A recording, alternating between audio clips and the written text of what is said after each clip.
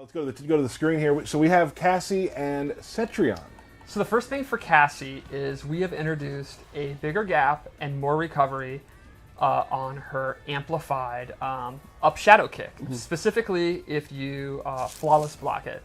Yeah, so with a lot of these characters, we want to make sure that we didn't go and change their overall game plan and stuff. Like, she's still, like, probably the most, like, footsie neutral-based character in the game as far as, like, whiff punishing and stuff. But it's more of her up kick she was able to use as sort of like a get-out-of-jail-free card. In almost all situations, you could use it on wake-up, use it get out of the corner, you could use it in pressure tools, and then keep yourself safe.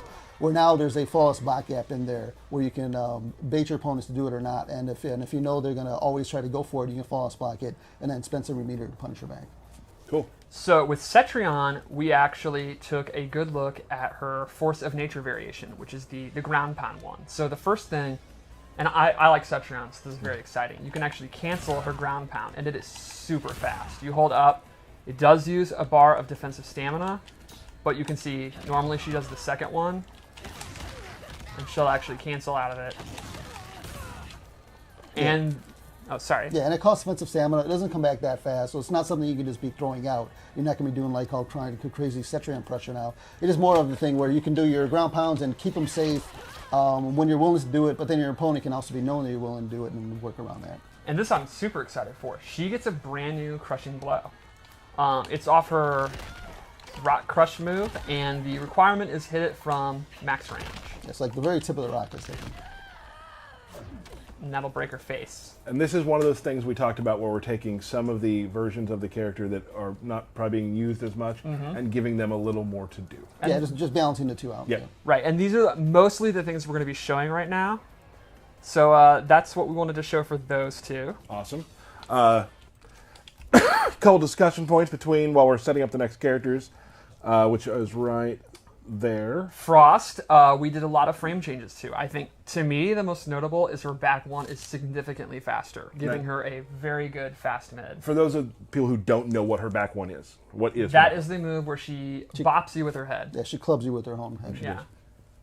So I love that she's going to have a good mid, but I especially love that it's literally hitting you with her head. Yeah, and it being the one of her faster mid strings also has a drawback to it where you can't cancel that string in the special moves that use the head also. So it's got a little bit of drawback there, but it does give her a string to play around with just to mix up within her other ones. Right. And there are several other frame changes that you can see. A really big one is we've taken a look at Gearus's Crushing Blow requirements. Yeah, his were ones where it was polarizing some matchups where it could be where you couldn't throw your projectile against Gearus, so he could sort of block it, and then he just got a free 30% on you, depending on which round it was in. You could sort of save it. So that one has a Crushing Blow requirement that's more in line with the rest of the cast. So it was to make his where his were just overall easier than other characters. We made his a little bit harder to do. And then one final thing is we looked at a lot of Jackie's frames, and I think the big one to me is her clenched double knee has significantly less hit advantage. When she knocks you down, she no longer can like go to the kitchen, get a snack, come back, and then pressure you. Yeah, it's still the most damaging ender you can do. So it has that, and it doesn't switch sides with your opponent. So it still has a use for it. But now if you want to get more hit advantage, you can go for the overhead one. And there's more. It sort of makes it where you don't automatically end every combo in the clinch knees. You sort of open up the other options more. So let's go to another gameplay example. Another version of Kano Dirtbag. Yes. It's not played as much. There was a Evo win with it, I did see. So we made Dirtbag Kano a little more, more stuff to do. So one of the cool things is we took a look at his acid move and increased the hitbox, the range on it. It's an overall better move. Like you can see, this now actually connects when before it would not. And it has, so normally when you amplify it, he tosses that and sets them on fire. It has a new version where you hold back, and he actually leaves a flaming puddle on the ground that he can use, kind of like a Caltrops, like Orion and Black's acid. And then in doing that just in the middle of the screen, he'll still be a negative, so it's not something you necessarily want to do. But there were a lot of combos where he did, if you were in a juggle with that move, where he would throw the Molotov cocktail past them, especially in the corner, and you would end up getting punished with triangle, where now you can do the close version, and that'll hit in a lot more juggles. So it's more of an offensive tool, but you can also use it every once in a while as a mix-up tool to catch your opponent off guard. He also has, we buffed the Vegemite buff, the For the Kano ball Ball roll. now Yep. does more damage. Just a few other fun stuff like that. Yeah, and a lot of it was just some of it was bug fixes. Like it was really hard to input the up ball when you had the supered up charge ball. Where now that input you can do at any point while he's rolling. And if you actually do go into the up ball, it does a little bit more damage. So a lot of little small tweaks here and there. Cool. So let's take a look at Aaron Black. The first thing is, and I love this, we have slowed down the startup of his Fatal Blow. It was like lightning fast, and it's still pretty quick, but I think it's like 8 frames slower, so it'll be in the patch notes. Yeah, it's enough where you can't just throw it out to whiff punish anything. So you can be a little bit more reckless than you were before, but it still has this menacing presence of it reaches full screen. But it's still a high, you can duck it sort of now when you see it coming and stuff. And another interesting change is to... Well, I was going to try this. Okay, Remember? you want to do it? Yeah, so set it to human, and you slide on me. Okay. Your guess if I could do it in 4 tries? It's actually pretty easy, but I mess it up a lot. Okay, ready? Okay, hold on. So tell them what we're doing first. All right, so the amplification of his overhead boot no longer hits you if you're airborne. So if you jump out, you will not be hit, and that means you can actually punish Aaron Black if he goes for it. Right, but you can jump out, sure. You can also short hop, Yes. which makes the full punish easier. All right, you ready? But it's, for me, I'm very excited to try this. 3 chances? Yep. Well, it's an overhead. Oh, yeah. Okay, do it again, sorry. Reset. I forgot how I did this the other time. Okay, that's on me. I would have done it that time, too. What am I doing wrong? Everything. Yeah. Yeah, well. Okay, anyway. that was close. That was close. Should have practiced it beforehand. All right, you got There it is, And I was yeah. holding block. That's a Yeah, true punish. that's a true punish. So you can short hop it and full punish. Yeah, but it's one of those where if he doesn't go for the extra shot and you do short hop, he'll actually be slight advantage. So it's one of those things where you have to sort of watch him to see if he actually does it, or you can come up with different ways to option select your way out of it. If a character is a dive kick, for example, you can jump up and then react to it, stuff like that. So something where it'll make it more interesting in matchups. Yep. So before we go to the next match, we have another thing. Katana, we've taken a look at Variation 2, the Adenian Dance move. The fans that circle her are now mid, and they are pretty good on block now. Yeah, and when you did the move before, she slid back a little bit when she did it. Now you can actually hold forward and she'll slide forward a little bit. So you can choose to do the move as sort of like a anticipation of the guy coming in or jumping in, or you can use it as block pressure and get it in where you can, depending on when you let go to and the things are spinning, you can be at a different like a plus or minus advantage. And it's a way to have Katana where she gives up her combos for using that variation, but it makes it more of a like block pressure stagger type thing that doesn't really have another character in the game that's like that. We also took a look at Kotal's cat variation. That's my favorite. The cat moves are now much safer. Yeah, and you actually have a couple more frames to amplify them when you're doing them to make it a little bit easier to come out. And then when you do de-amplify cat moves, they'll be safe on block. It's still negative, but they'll be like -7 or something. Yeah, I think the air one is just totally safe, and the ground one is like pretty safe, I think. Kotal also is one of those characters who got just a lot of frame changes. Yeah. Yes, same with Katana, all these characters. Yeah, and he also has the highest health in the game now too. So mixing it up with the blood totem that you have in the second competitive variation, you can sort of live longer, and you sort of just outlast your opponents while bashing them in. Nice. So Shao Kahn, I think one of the big ones is forward 2-4, That's which the big hammer big that- overhead. That's now not just safe on block; it's plus. Yeah, and it does have a pretty big gap where some characters will be able to just jab out of it. Some characters can use reversals to like parry out of it, but then you can always flawless block it. So it's one of those things where the first move is a high, so you can sort of see it coming, but then he sort of has a pretty fast follow-up and he can special cancel it. So it just gives it a little bit more of a mix-up from his big range he has with the hammer. Yeah. Also got a lot of other changes Yes. as well. Frame changes. Yes. Also, the taunt moves, the Dark Priest, the point and laugh, those all have better recovery. So Yeah, they'll recover a little bit better. It's not something you can just throw out mid-screen and expect not to get punished, but there will be better setups you can do now to get them out safely, or get them out kind of safely, depending on when you can trick your opponent. All right, so let's go to gameplay again. And This we one have- I'm excited about. Yeah, I'm very excited. For both of these, actually. Yes. I've been actually playing the Night Wolf Collector matchup all day, so I've seen a lot of these new changes. The Noob Summit one is really cool because we've had a lot of people talk about a very particular Crushing Blow. Yes. And this So, will lead into that. he has a new amplified move. So his low slide can now be amplified, and a second clone comes out. I'm super into little gestures, you guys. And Do it again. Real quick. Oh yeah.